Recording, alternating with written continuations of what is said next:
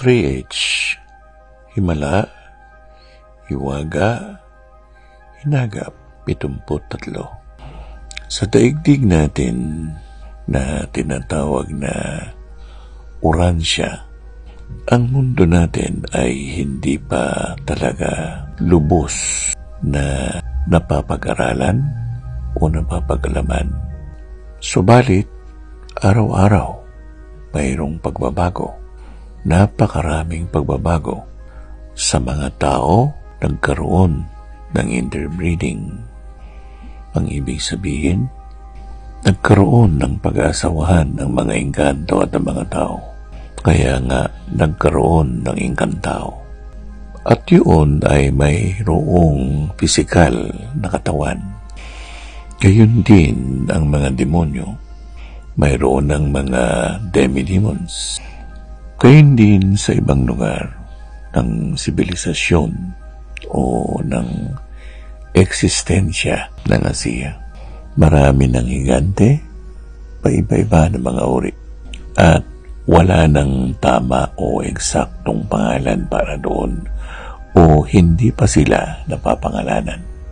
Napakarami pang walang pangalan.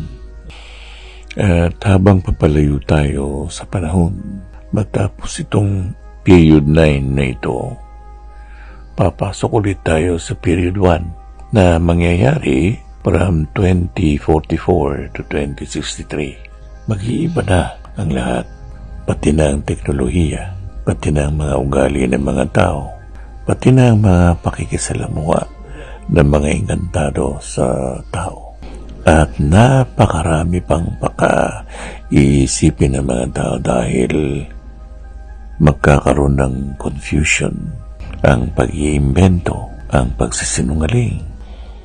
Ilang taon din na ginamit ko ang UTI, pero hindi pala UTI ang sakit ko, kundi BPH o benign prostate hyperplasia.